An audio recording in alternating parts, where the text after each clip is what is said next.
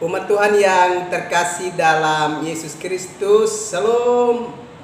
Jumpa lagi pada malam ini 15 Oktober 2022 dari Pastori 4 Jemaat Koinonia Kupang. Saya menyapa umat Tuhan, salam damai sejahtera.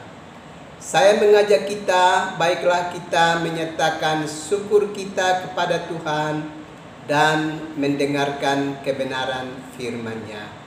Mari kita berdoa. Ya Bapa, kami sungguh membutuhkan firman-Mu di dalam hidup kami. Karena itu datanglah dan memberkati kami sekalian. Dalam nama Yesus Kristus, firman yang hidup itu, kami berdoa. Amin. Umat Tuhan yang terkasih dalam Yesus Kristus, saya mengajak kita untuk mendengarkan kebenaran firman Allah di dalam kitab Yeremia pasal yang ke-31 ayatnya yang ke-31. Beginilah bunyi firman Allah.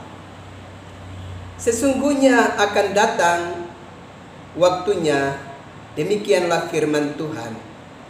Aku akan mengadakan perjanjian baru dengan kaum Israel dan kaum Yehuda.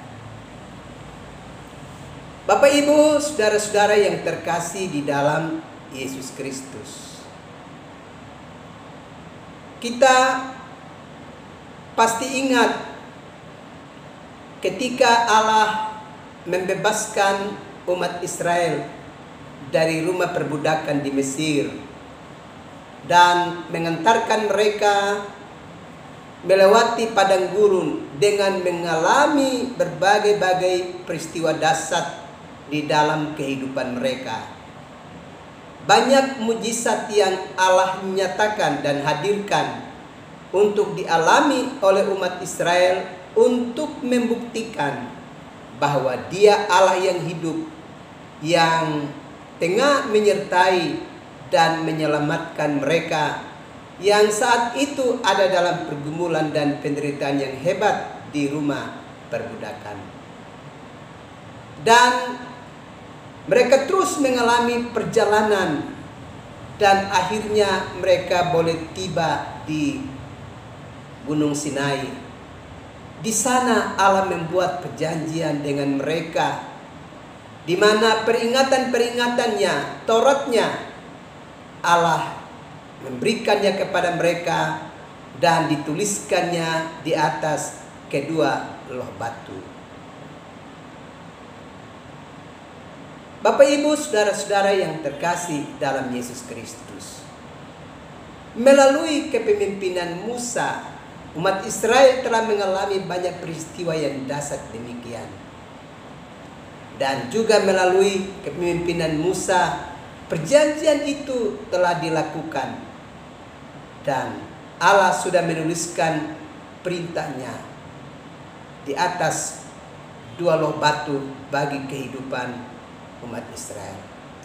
Dengan demikian, itu akan menjadi panduan hidup dan mengingatkan mereka selalu untuk apa yang mesti dilakukan oleh umat Israel di dalam hari-hari hidup selanjutnya. Tapi sebagaimana kita tahu bersama bahwa umat Israel dalam perjalanan waktu ternyata tidak sungguh-sungguh setia pada perjanjian Allah. Mereka justru membelakangi Allah. Mereka tidak lagi dapat mengandalkan Tuhan di dalam kehidupan mereka, sebab mereka sudah melakukan berbagai-bagai pelanggaran, bahkan mengkhianati janji Tuhan itu di dalam kehidupan mereka. Itu bisa kita perhatikan di dalam ayatnya yang ke-32 di dalam kitab Yeremia 31.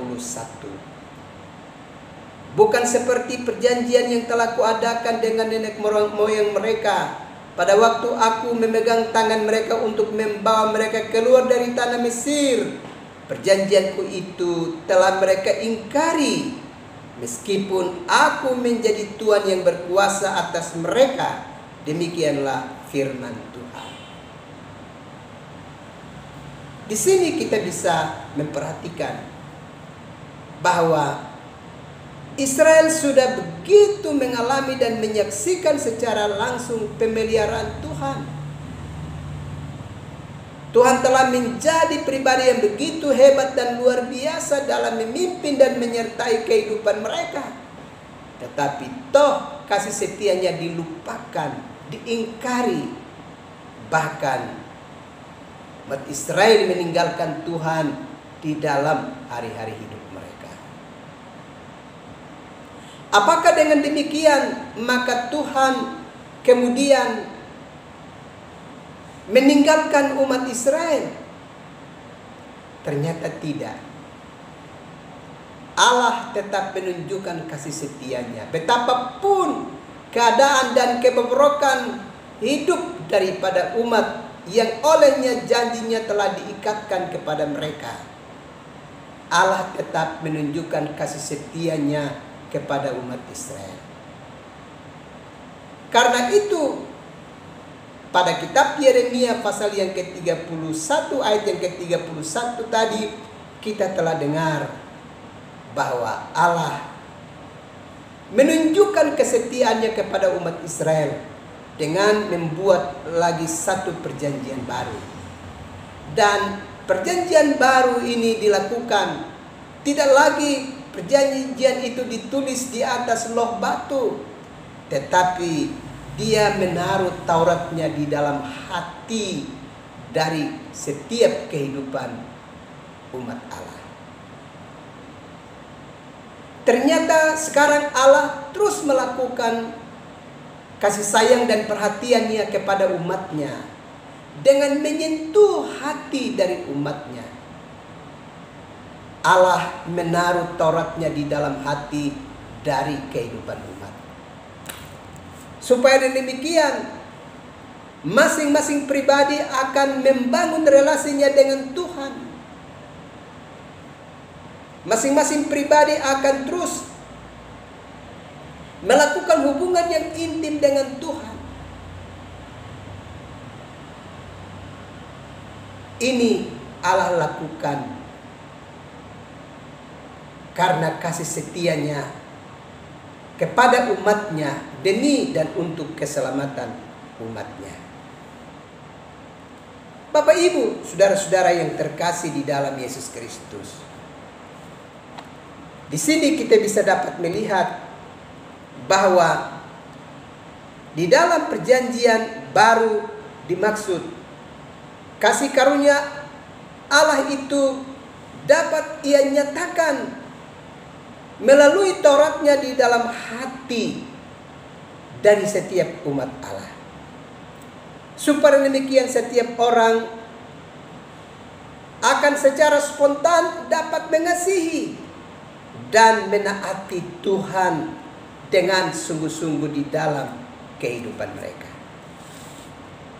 Kita bisa memperhatikan itu di dalam kitab Yehezkiel pasalnya yang ke-11. Kita bisa membuka kebenaran firman Allah di dalam kitab Yehezkiel pasalnya yang ke-11, ayatnya yang ke-19 sampai dengan ayatnya yang ke-20. Di sana dengan jelas dikatakan, aku akan memberikan mereka hati yang lain dan roh yang baru di dalam batin mereka. Juga aku akan menjauhkan dari tubuh mereka hati yang keras dan memberikan hati yang taat. Supaya mereka hidup menurut segala ketetapanku dan peraturan-peraturanku dengan setia. Maka mereka akan menjadi umatku dan aku akan menjadi Allah mereka. Kita bisa perhatikan di sini ternyata Allah dengan berbagai cara.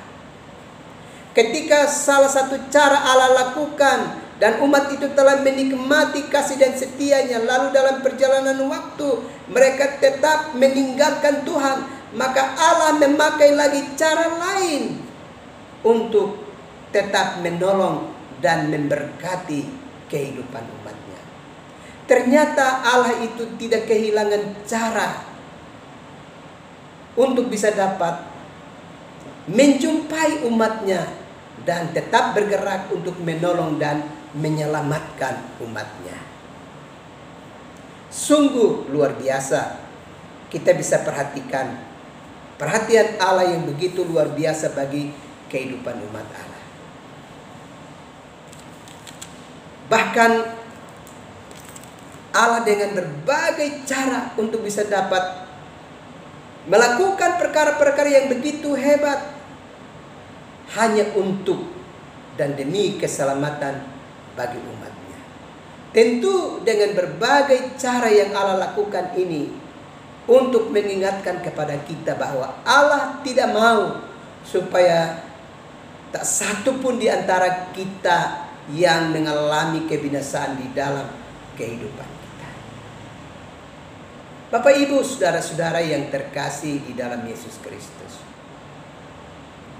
Tentu Allah dengan berbagai cara sudah terus melakukan kasih-Nya yang besar bagi kehidupan kita sekalian. Mari jangan lagi kita mengeraskan hati kita. Tapi kita sudah waktunya mengalami pertobatan dalam hidup ini dan sungguh-sungguh membuat komitmen untuk menunjukkan kesetiaan kita kepada Allah yang terus berbelas kasih dengan kehidupan kita. Ingatlah, kalau kita masih terus mengeraskan hati kita dan tidak mau menerima kasih karunia Allah itu dan sungguh-sungguh berkomitmen untuk setia dengan Tuhan, maka sesungguhnya kitalah yang sedang berusaha untuk membinasakan diri kita sendiri. Allah begitu mengasihi kita, Dia tidak mau untuk kita mengalami kebinasaan dalam hidup ini.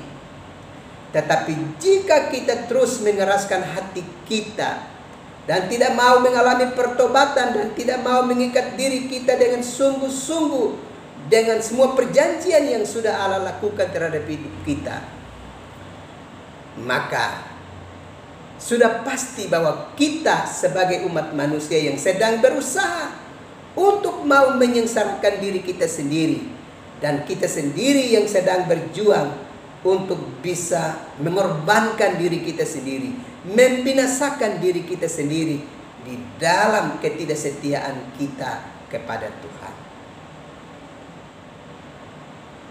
Karena itu, Bapak Mama, saudara-saudaraku yang terkasih dalam Yesus Kristus, ingatlah, kita tidak pernah akan berjumpa dengan Allah selain Allah yang tengah kita imani ini, yang sungguh-sungguh mengasihi dan menyelamatkan kita. Tidak ada Allah yang memiliki kasih yang begitu luar biasa untuk keselamatan kita. Kita tidak pernah akan menjumpai Allah selain Dia yang sekarang sedang berkarya atas keselamatan kita. Dan karena itu, kalau kita berkeputusan untuk mau menjauhkan diri dari hadirat-Nya, sebenarnya kita mengalami kerugian yang amat besar.